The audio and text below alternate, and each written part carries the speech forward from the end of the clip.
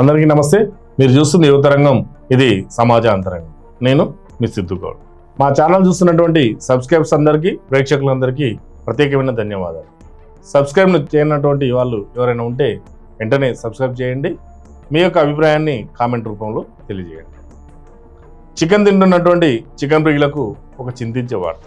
Poultry పరిశ్రమలో చికెన్లకు కుక్కర అనేటువంటి virus సోకింది.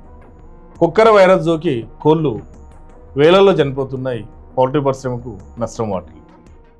కుక్కర గాలిదారటువంటి సోకేటువంటి వ్యాధి. కుక్కర సోకినటువంటి కోళ్ళు రాత్రి సోకితే తెల్లారి వరకు చనిపోతుంది. దీంతో పౌల్ట్రీ పరిశ్రమ మీద ఆధారపడినటువంటి రైతులు ఎవరైతే ఉన్నారో లబోదిబ్బో అంటున్నారు.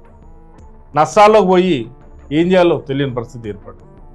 నిజానికి ఎందుకు చనిపోతున్నాయి, ఈ రోగం ఏంటి, ఈ రోగం పౌల్ట్రీకి వాటికే వస్తున్నాయా, నార్మల్ కోళ్ళకు కూడా వస్తున్నాయని చూసినట్లయితే ఇది వైరస్ ద్వారా వచ్చేటువంటి రోగం కుక్కర.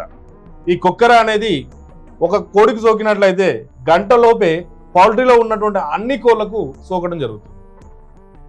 సోకినటువంటి బాధిత కోళ్ళు ఏవైతే ఉన్నాయో 90% చనిపోతుంది. అందులో బతకడానికి అవకాశమే లేదు. కాబట్టి పౌల్ట్రీ మీద ఆధారపడ్డటువంటి రైతులు ఎవరైతే ఉన్నారో పాపం వాళ్ళు నష్టాల్లోకి వెళ్ళేటువంటి ప్రమాదం ఉంది.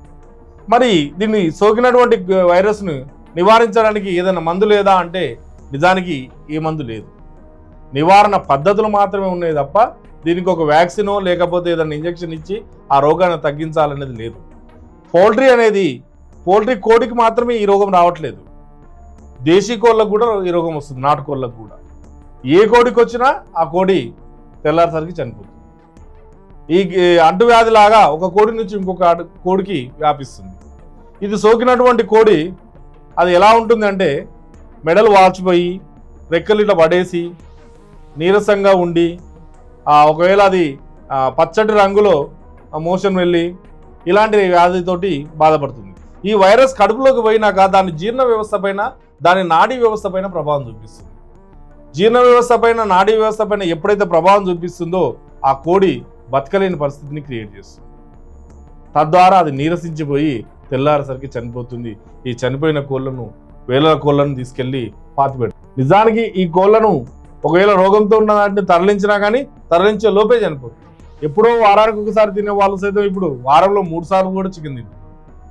దీనివల్ల ఈ చికెన్ పరిశ్రమ ఏదైతే ఉందో ఈ వైరస్ సోకి చికెన్ పరిశ్రమ నష్టాల్లోకి వెళ్ళే అవకాశం ఉంది. తద్వారా ఉన్న కోళ్లలో రేటు ఇంకిత పెరిగే అవకాశం ఉంది.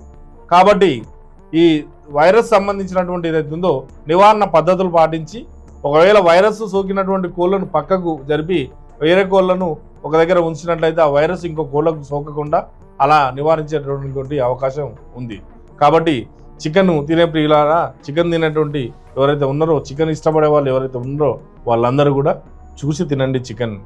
కోళ్ళు రోగం ఇదే అదనుగా చూసి కొందరు స్వార్థపరులు చనిపోయిన కోళ్లను కూడా చికెన్గా తరలించేటువంటి ప్రమాదం కూడా ఉంది.